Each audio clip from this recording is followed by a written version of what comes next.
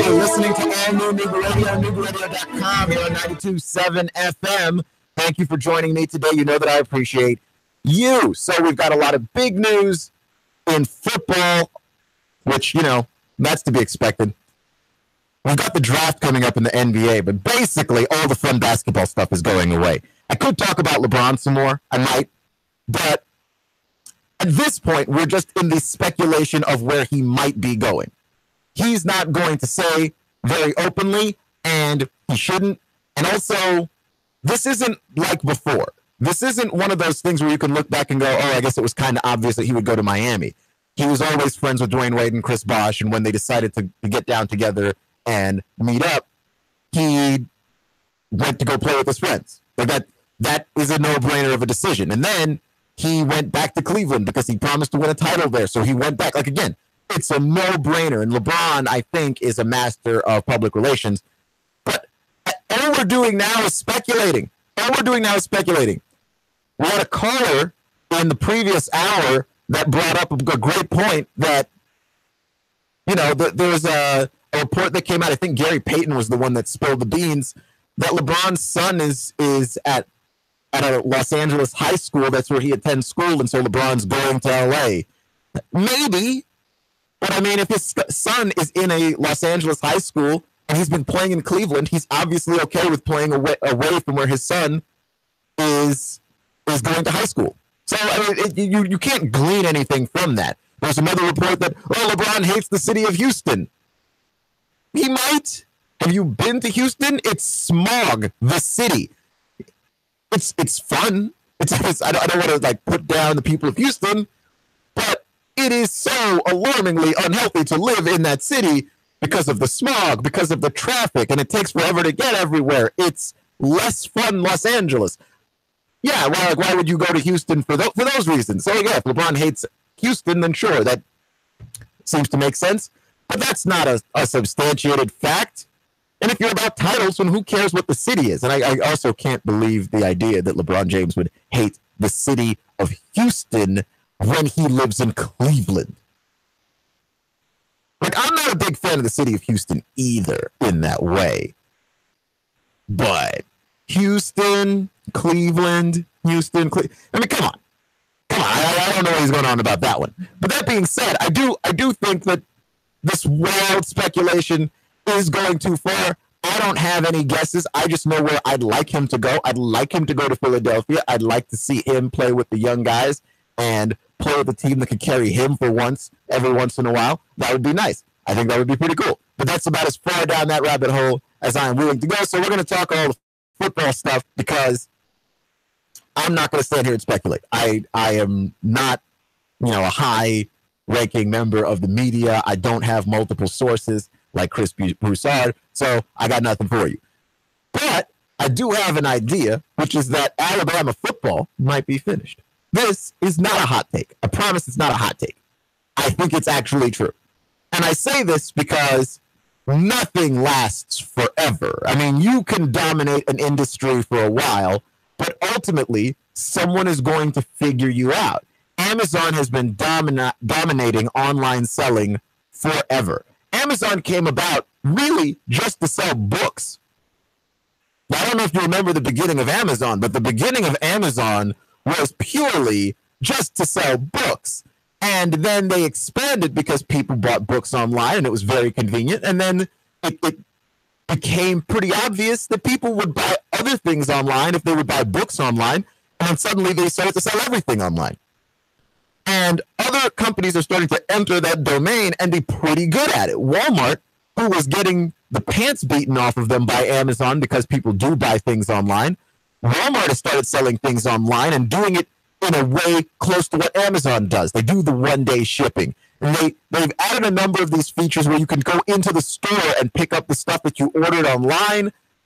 It makes your life more convenient. Like, a lot of people are starting to figure this out, and Amazon, they're not losing all their footing, but others are catching up. So you can dominate an industry for a while, but people figure out how to exploit it and how to catch up, right? Like, I think the Philadelphia Eagles will be the next great dynasty in the NFL, because the Patriots figured this thing out. They ran it for about 15 years, and other teams are starting to figure out how to catch up, how to master marketing efficiency and overpay for things that everyone else is not paying for and underpay for things that everyone else is paying for, and make a squad under the cap that can compete at a very high level. And I think the Eagles are going to be a great dynasty. Like, they figured it out. And Alabama has run college football in the SEC forever. They've run college football in the SEC for actual years. And I was wondering when someone was going to start to figure this stuff out. When people were going to figure out what it was that Alabama was doing in terms of recruiting and take away the recruiting edge. Because so much of what Alabama does and so much of how good Alabama has been is recruiting, is them having the number one recruiting class in the nation, and they've been doing this forever and ever and ever. And I think one of the things that people did when they were trying to hire people from the Nick Saban coaching tree is to figure out what it is that Nick Saban did well on the field and not necessarily off the field. And Georgia did something really smart. They got Kirby Smart, and he's a guy that is a brilliant recruiter. As much as he's a great defensive mind, he's a great recruiter. And he goes out there and he gets Georgia a number one recruiting class. And now Tennessee's figured it out. They get Jeremy Pruitt. And again, Jeremy Pruitt, great defensive mind. But as much as he's a great defensive mind, he is a fantastic recruiter. And the fact that he is such a brilliant recruiter, to me, speaks volumes to the fact that he's able to put together a squad that can compete even on just talent. Like, even if he doesn't have his system fully in place, and even if he doesn't have all the guys in that system, he can compete at a level that is talent. Florida's figured it out. They hired Dan Mullen. Again, Dan Mullen is a really great coach, but mostly Dan Mullen was able to recruit players at Mississippi State, guys that were 2- and 3-star players that should have probably been rated higher. And he was really good at seeing who that was. Dak Prescott's a good example. Dak Prescott was a 3-star. Dak Prescott ended up being a starting NFL quarterback. He won Rookie of the Year.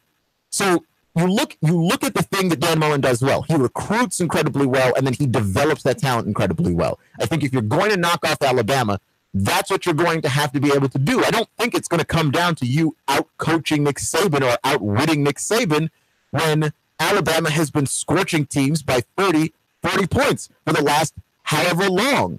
It's been over a decade now. That's how good they've been. That's how good Saban's been. And I think people are starting to put this together and figure it out in that league finally. You've got to recruit well. You have to recruit well. It's not optional. You have to be a top 10, maybe even top 5 to be able to compete on that level. And I think that the SEC in recent years severely lacking in that department, especially on the offensive side of the ball.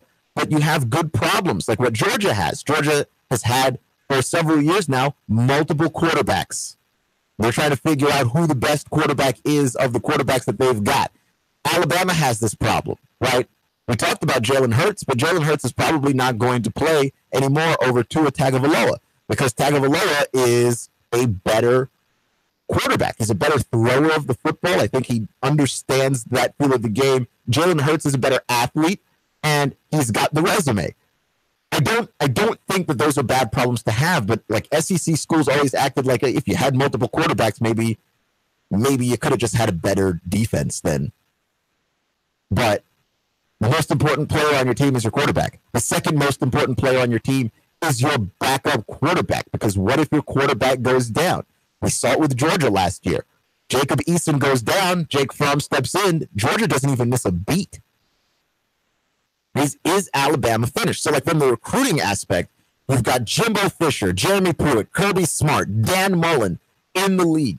All of these guys are fantastic recruiters, and you're already starting to see the uptick in Texas A&M. But Jimbo Fisher is already showing up, and boy, if you ever gave Jimbo Fisher an area like Texas, right? Like the reason why Jimbo Fisher was so good at Florida State was he was in Florida. Like if you give him a place where all the talent is, as good a recruiter as he is, he's going to dominate. Now he gets to be in Texas? Yeah, that doesn't seem fair. It seems a little lopsided. The Jimbo Fisher is going to be able to have just nothing but talent in his backyard to recruit from. And the other thing that I think is interesting is, and Alabama's done a really good job of covering this up because they're that good, but they're very adaptable. But rule changes do affect what you've been doing, and eventually you can change the rules so much that the advantage that one team has doesn't get worked out. And I think we're starting to see that also. We're starting to see, for instance, with the graduate transfer rule, that things are not going to go Alabama's way so far as the rule book goes. Graduate transfers, that is an advantage that you have. If you can tell a graduate transfer where they're going to school, you can tell a kid where he is going, even though he has graduated from school and would like to continue his education somewhere else. He's fulfilled his obligation to the school, and the school is going to tell him, and specifically the head coach of the football team is going to tell him where he can't go to go play more football and continue his education. That is absolutely bizarre and wild, and that rule got changed. And that's going to be one less weapon that Nick Saban has. Like all of these things that Nick Saban is fighting for. That Nick Saban has fought against this, and he's fought against the satellite camps, and there's the kickoff rule change that he's been fighting against. Nick Saban has been fighting against all of these things. And for a very good reason, because all of these things give him that air of invincibility. All of these things give him this hold over the rest of the league in terms of choosing where the talent is and where it isn't. He has all of those advantages, and all of those things are starting to go away. They're starting to go away. I think Alabama's adaptable enough, and I don't think that Alabama's just going to fall apart one day and just be gone. But we're starting to see the recruiting classes not go Alabama's way. We're starting to see the recruiting classes go Georgia's way. And Jeremy Pruitt shows up. He has about a month to recruit. He somehow walks away with the top 10 recruiting class. Like we're starting to see these recruiting classes go Tennessee's way. We're starting to see a lot of these recruiting classes go in the way of a lot of other schools. We're going to see it go Florida's way more. We're going to see it go Texas A&M's way more. If LSU can ever pull it together, we're going to start to see it go their way more. Auburn is going to make another run at this thing. Jarrett Stidham, I think, is the best quarterback in the league, in the entire SEC. And if he plays like it, just winning is going to give you a boost in recruiting. And that's something that Gus Malzahn has struggled with. But just having the wins, just looking like you can compete is going to give you a boost. Like none of this stuff is particularly guaranteed for Alabama and Nick Saban anymore. And they're going to have to figure this out. They're going to have to figure out how to fight off the competitors because they're coming. They're coming, and they're very, very good. You're listening to All New Nuga Radio, NugaRadio.com, 92.7 FM. I have great news. Well, pretty good news. If you're a Colts fan, I have fantastic news. Wait for it. For the first time in 2 years, Andrew Luck has thrown a football. He's thrown a football. Can you believe it? Andrew Luck has actually thrown a football. This is the most excited I've ever been for not anything at all. He's thrown a football, which should never be news. An NFL quarterback throwing a football, like whether or not he completed the pass is not important because the video that I saw online, which is, I mean, the camera's a million miles away, but he throws the pass, and they don't even follow the pass over to the receiver. It's not even important that he completed the pass. He threw the football. He's overcoming the incompetence of the Indianapolis Colts, who had the greatest quarterback prospect since Peyton Manning and almost found a way to ruin that. That is blowing a 20-point lead, is having Andrew Luck and finding a way to ruin Andrew Luck. And he looked good in the 2 throws that I saw him throw. And it is a gigantic deal. Because if he can get back on track, and I don't know if he'll be able to be ready by the time the season starts, but if he can get back on track, if he can be the Andrew Luck that he was prior to the shoulder injury, which this is an injury to his throwing shoulder, we don't know if he comes back, if he's ever the same again, or if that's one of those stories where we look at it and we go, man, I wish that never happened, sort of like Carson Palmer before he found himself in Arizona with the Cardinals, where you come back and you're not ever quite the same. The velocity's not there. The accuracy is not there. And all that stuff is still left to be seen. The fact that he's even throwing the ball at all is a good sign. Because the longer that went on, the worse that meant that shoulder injury was. And the longer that went on, I think just you leave yourself to more rust than anything. So you keep leaving the team in limbo. How good could the team actually be if the starting quarterback never plays again? So I think if you're the Colts, you're in a good position now, but like we need to know now, is Andrew Luck ever going to be the Andrew Luck that we saw when he went to the AFC title game and lost to the Patriots? Because every year that the Colts made the playoffs, Andrew Luck was getting a little bit better and a little bit better and a little bit better. They make the playoffs. They don't win in the first round, but the next year they get to the second round, and the next year they get to the AFC title game. And the idea was, well, he's growing every year. Maybe this next season he gets into the Super Bowl, and it just never came to fruition in that way. And then the shoulder stuff happened, and it's been 2 seasons without Andrew Luck. It's been 2 NFL seasons, and so it is important, and it's important if you're a fan of a team in the AFC South. So if you're a Colts fan, that's important. But if you are a Texans fan, that's important. If you're a Tennessee Titans fan, that's important. And if you're a Jacksonville Jaguars fan, that's important too. Because your division looks like it could potentially be one of the toughest divisions in football. Right? Like as the Titans, and we're going to talk about the Titans on the second half of the show, but the Titans are primed to be one of the surprise teams in the NFL. The Titans could have a kind of year where they go to an AFC title game. It's going to be tough though. You're in the division with Jacksonville. They won the division. They have one of the best defenses in the league, and they return most of that defense. They've decided to double down on spending money on that defense and making sure it stays together. You have the Houston Texans, who, before Deshaun Watson got hurt, they looked like the class of the entire division. And Deshaun Watson's going to be back. I don't know how worried you are about Deshaun Watson if you're the Texans. He's had 2 ACL injuries in a 4-year stretch, so that is concerning. The idea that his knee is not healthy and that his knee cannot stay healthy, that is concerning. And obviously, if you're the Colts, you worry about whether or not Andrew Luck is going to be able to return to form, whether or not all those pieces that you've drafted will be useful to him and for him in terms of protecting him and giving him weapons to throw to and giving him support offensively. I don't know if you ever get to that point if you're the Colts. And then the Titans have a lot of things too. They have a coaching change to worry about. Mike Vrabel is the head coach.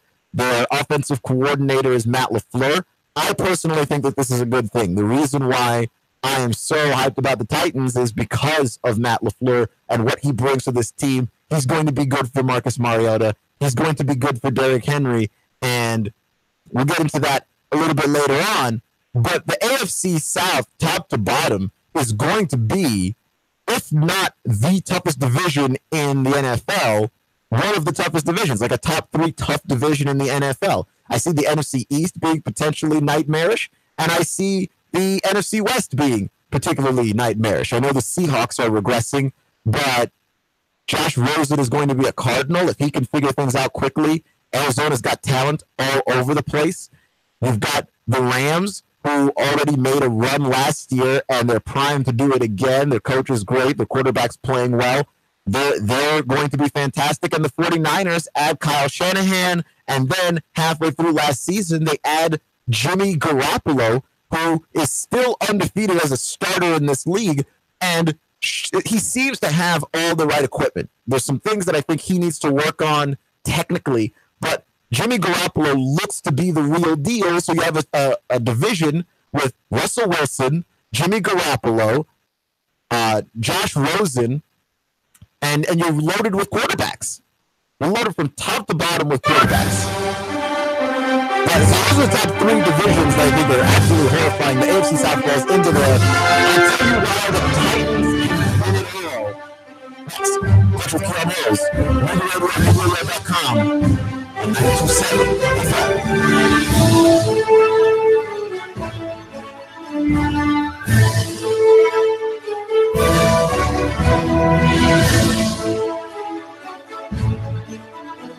Traffic, news, and information. Nuga Radio. Digital FM 95.3 HD4 and 92.7 FM. 3, 2, 1. Chattanooga Radio. Digital FM 95.3 HD4. 92.7 FM's news now. A woman fell from the wild lightning at Lake Winnie. Investigators tell the TFP that a 42-year-old fell from the roller coaster around 2 p.m. and they're not sure why. A park spokeswoman said they've launched their own internal investigation. Jonathan A. Walker was sentenced to 4 years in prison for killing 6 children in the deadly Woodmore bus crash. Yesterday, a judge denied a motion to reduce his sentence. Walker's attorney argued on the grounds that one of the mothers who testified in his trial had questionable testimony, adding that Jasmine Mateen had a criminal record and no evidence to back up her claims in court. 4 paramedics were hospitalized after a carbon monoxide scare at Bonnaroo. Coffee County sheriffs say the paramedics were operating out of an RV that was powered on a generator. One of the paramedics woke up, got help after showing signs of possible carbon monoxide poisoning. Their conditions remain unknown. Val St. John for Nuga Radio, News Talk 92.7, Action News Now. Chattanooga Morning News with Russ and Val. Weekdays from 6 to 9 a.m. on Nuga Radio, 92.7 FM. Chattanooga weather. Staying partly cloudy and muggy out there through your nighttime. Could see an isolated shower or storm overnight. Lows of around 70. Now for your Wednesday, scattered showers and storms a little more likely as they move in from the north and west. Highs mid and upper 80s. More sun, a little drier later Thursday. Highs of around 90. For lunch or dinner, come to Guthrie's, home of the original golden fried delicious chicken finger with their special world famous sauce. Open daily, locations in Trenton, Signal Mountain, and Ringgold. Go get Guthrie's, it's always good. And I'm Swarty 12, she's the meteorologist, Patrick 4. Nuga Radio 92.7. I got my business up and running, and it's already expanding. I got lucky. Lucky because I found Signal Voice and Data. Signal Voice and Data can incorporate all of my business information sharing and communications seamlessly, keep my costs down, and let me work more productively with endless connectivity no matter where I might be. That's called working smart, not hard. Go to signalvoicetn.com and bring the future of communication to your business today. signalvoicetn.com. Hey, dude, check this out. Have you ever seen one so big? Whoa, look at the size of that. Look at this little itty-bitty one. Wow, that's really small. They have them big, small, and everything in between. You'll always find the biggest variety of knives at the knife shop at Frost Cutlery in Ottawa. We're talking about over 40 brands of knives, including Benchmade, W.R. Case & Sons, Booker, and all the Frost Cutlery brands. Now, Sam, you've been to the cutlery shop. Is it amazing? Spectacular. The knife shop at Frost Cutlery in Ottawa. They have knives, swords, kitchen knives, ammo, and reloading supplies, plus survival gear. It's the knife shop at Frost Cutlery. Open 7 days a week. Hey, girls, you're going to love this. We're going to the knife shop. Hey, let's not tell them they have ammo and loading supplies. The knife shop at Frost Cutlery opens 7 days a week. You'll always find the biggest variety of knives. You're going to love the knife shop at Frost Cutlery in Ottawa. The knife shop. And tell them David Toulis sent you. Do you hear that? That, my friend, is not what you're thinking. That is the new 2018 Indian Chieftain Dark Horse. Yeah, Indian. Indian motorcycle is more than a bike. It's an experience, an American icon. And Indian Motorcycle of Chattanooga is the only place you'll find their new 2018 line. Are you ready to ride? Join the club. Go to Indian Motorcycle of Chattanooga. Just look for the sign, 153 and Amnicola. Indian Motorcycle, the true American original.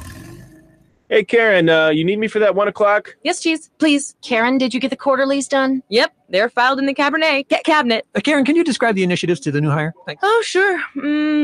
Full-bodied, some floral notes, maybe a hint of dark chocolate. Am I in the right department?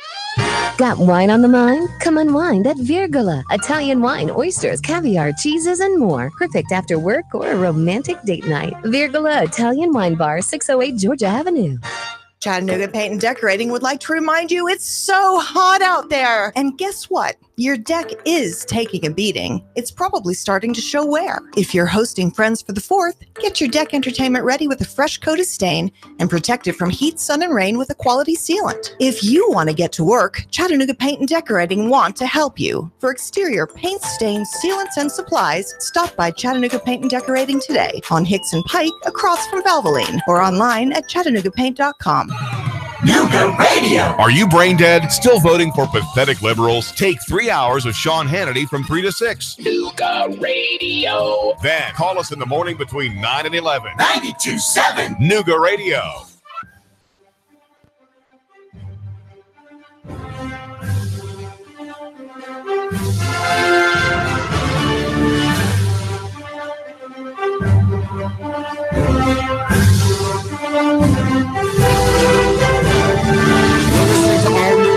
NewRadio.com here on 92.7 FM. So there's some elementary technology that my mom hates, and I completely get it. Like, my mom does not really like smartphones. Like, smartphones are kind of convenient for her, but mostly my mom would like her phone to just be a phone. First and foremost, I don't care whatever else it does. I don't care that it can give me Facebook and Twitter, and that I could book a restaurant reservation from my phone. I really just would like my phone to be a phone first. If it can't do that well, I don't really care about the other stuff. I don't care. But my mom does not really, really like smartphones. She just uses them because that's what phones are now. And I think about the NBA and a lot of the guys that used to play in the NBA, a lot of the greats that used to play in the NBA, and this idea of player mobility is like smartphones to my mom.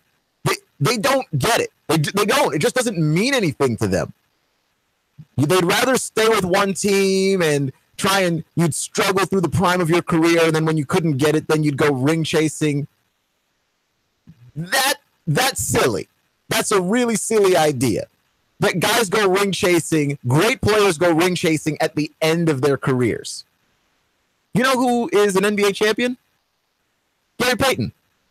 Gary Payton won a ring sitting on the very, very far end of the bench in Miami with the Heat and LeBron and Bosh and D. Wade, and nobody remembers because he didn't see the floor at all. Like, it wasn't a Gary Payton ring. I don't know. I think if you're going to chase rings, you should chase rings while it physically makes sense for you to chase them and people saw you do stuff to win it.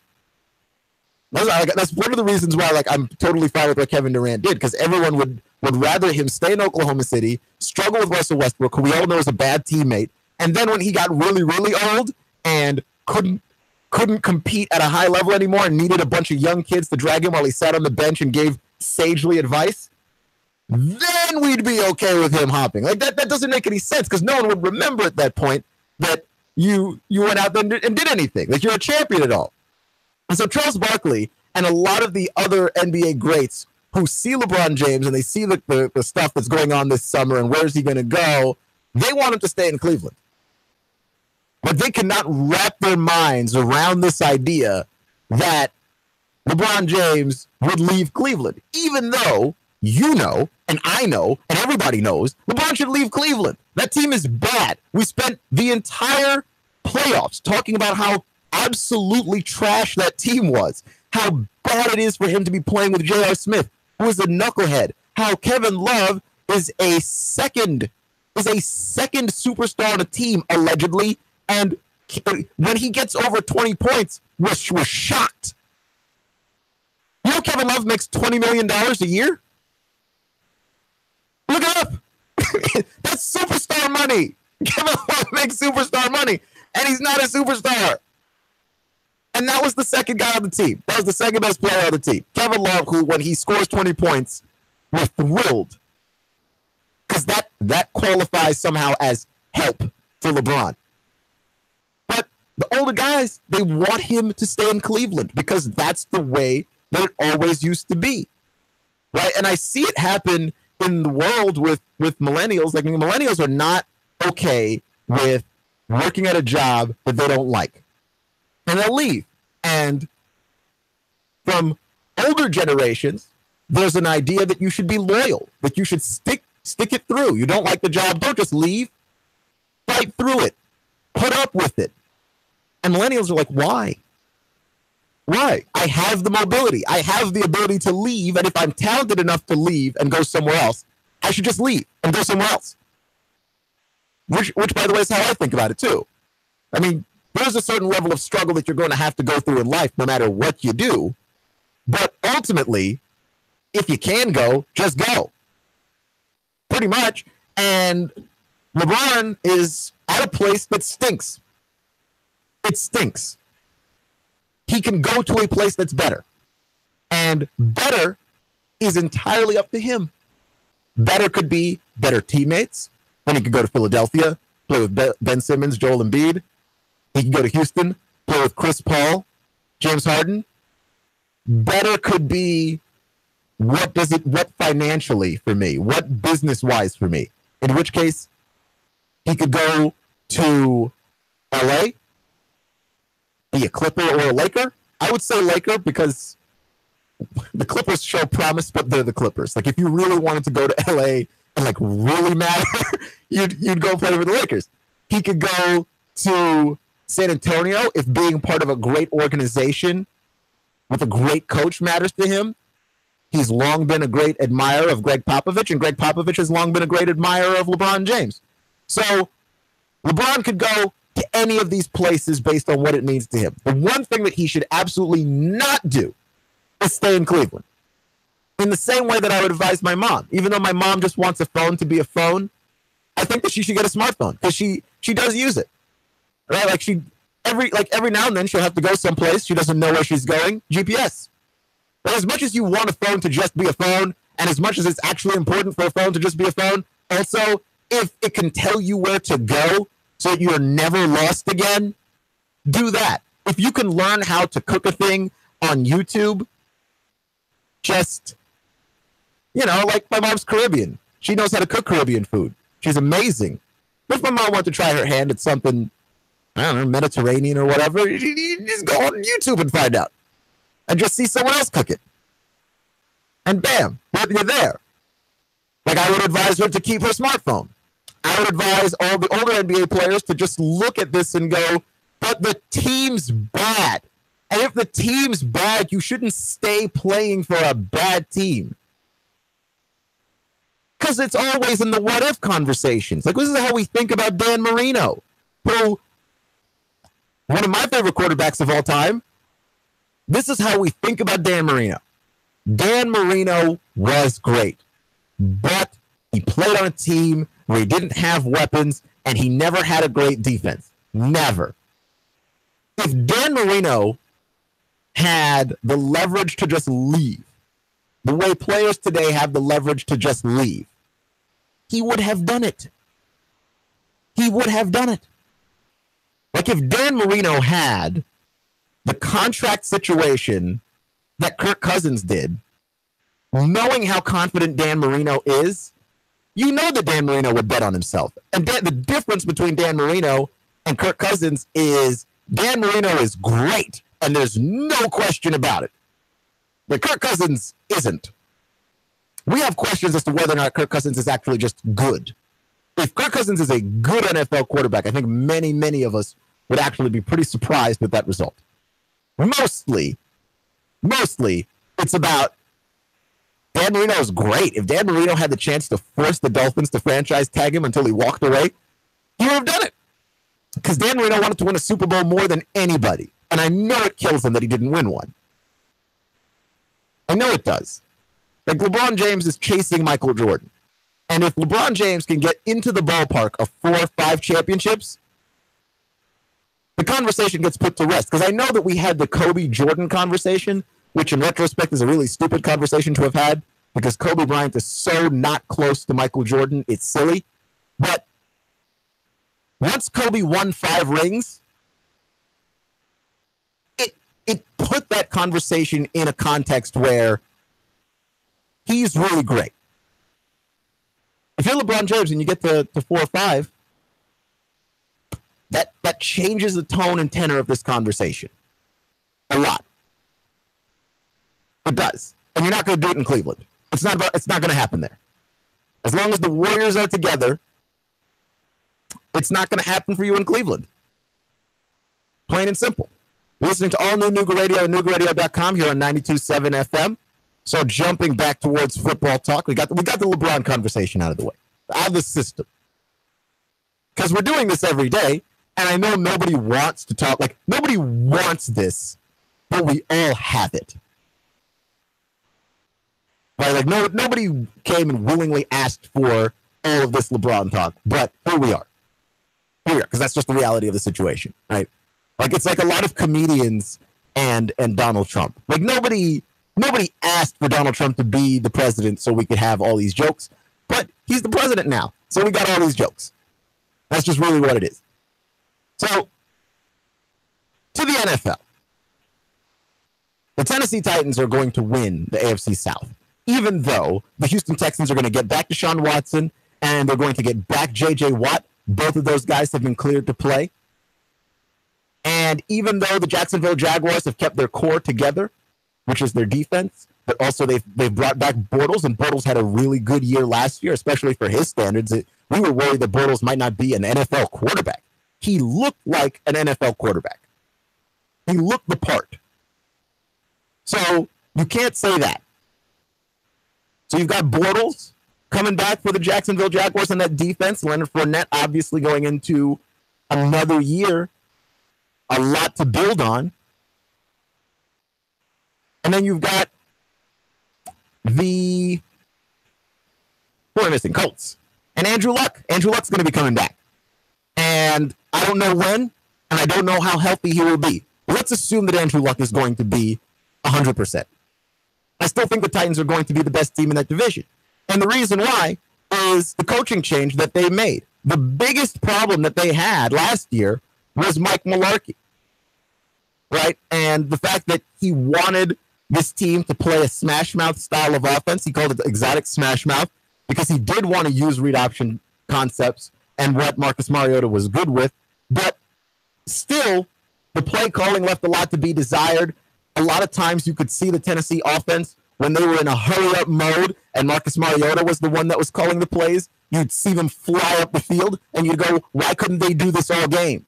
Like, why was this not a thing for the entire 60 minutes that I sat here watching this game? Why is this now only relevant and possible in the last 2 minutes of the game? And that's because Mike Mularkey offensively has no idea what he's doing. And I think it hampered the development of Marcus Mariota. It hampered the development of Derrick Henry, too. So Mike Vrabel comes in as the head coach. He's a defensive-minded coach. But coming in with him is Matt LaFleur. And Matt LaFleur is the quarterback's coach for the Rams last year. And he's coming in to be the offensive coordinator, and he's going to be working with Mariota and this offense. Matt LaFleur comes from one of the most offensively potent coaching trees in all of football, which is the Gruden-Shanahan coaching tree, right?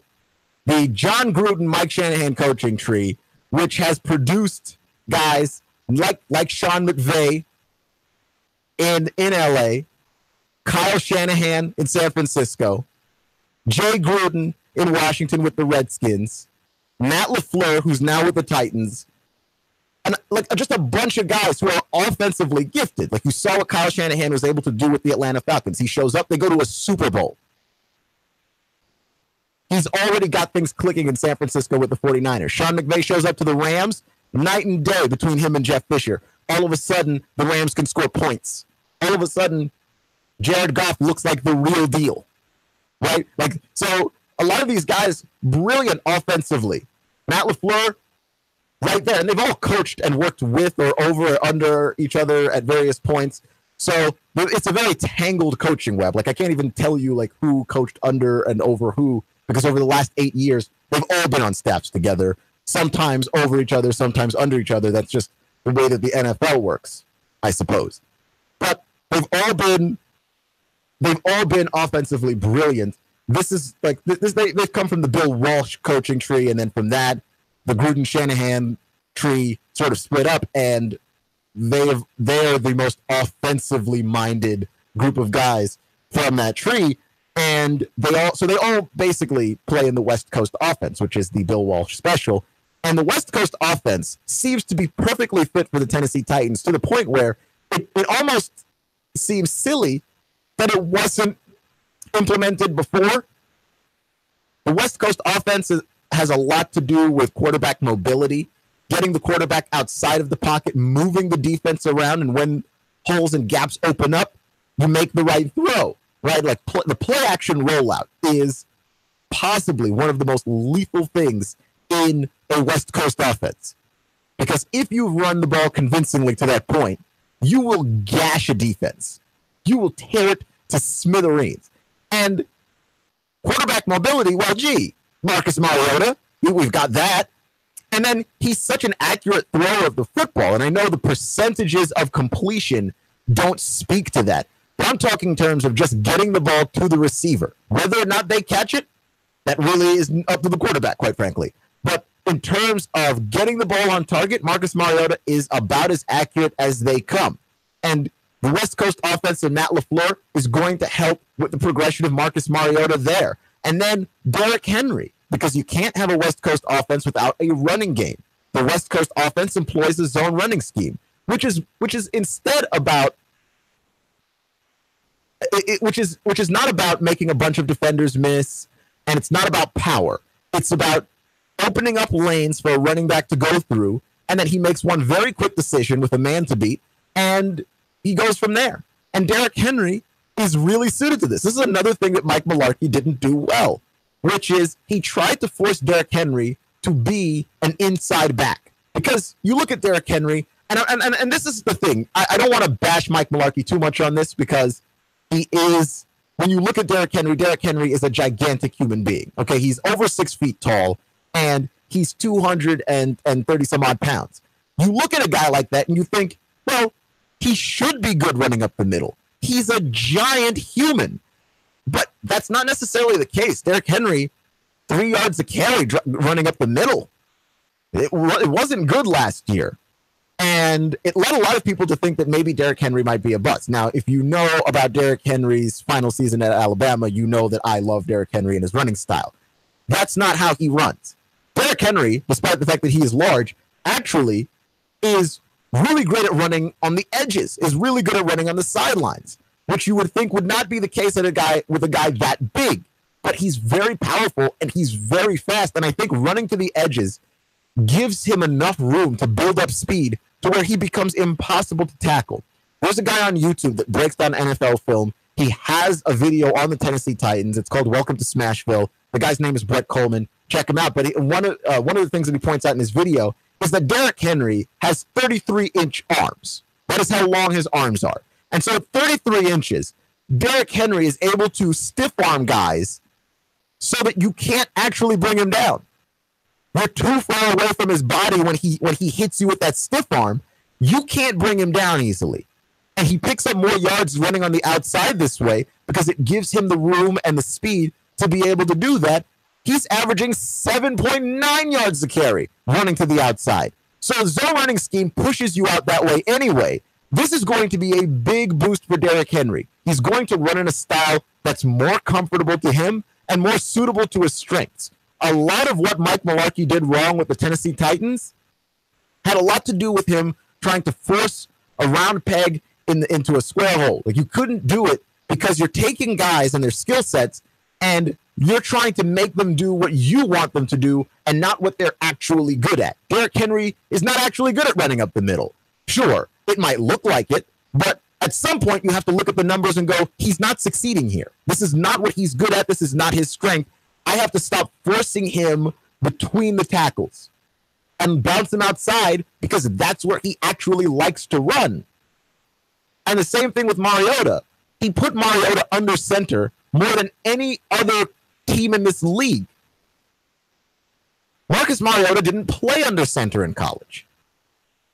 And the NFL is moving away from being under center as much. It's becoming more of a shotgun league. And so you see that and you go, well, then you have to play him in the position where he's most comfortable. And also look at the trends. Look at where the league is going. Don't act like you're the smartest guy in the room and try and run counter to that. But I could understand going under center if you had a guy that dominates under center. Like if you have Brady, go under center. If you have Garoppolo, go under center. If you've got Josh Rosen, go under center. If you have Marcus Mariota, you shouldn't be under center more than anybody else in the league. It's just so stupid. And he did this for the longest time, his entire time at Tennessee. And they got him out of there in large part because it didn't make any sense. We're listening to all new Nuga Radio, NugaRadio.com here on 92.7 FM. Remember, join Nuga Radio 92.7 FM as we will be broadcasting live during the 36th annual Chattanooga Waterfront Triathlon on Saturday, June 23rd and Sunday, June 24th in downtown Chattanooga. Nuga Radio will be broadcasting at the Expo on Saturday and on Sunday from throughout the course of this event. So come out and visit us at this huge event. Sam Jordan will be broadcasting on a bicycle on the day of the race, which is Sunday. The Hummer will be all decked out as well, and we'll have canopies at the start and the finish line. You're listening to all new Nuga Radio, NugaRadio.com here on 92.7 FM. Plus with Keon Rose. Thanks for joining me today. Remember, folks, it's not how you start, it's how you finish. Stay fresh, and I'll see you in 24 hours.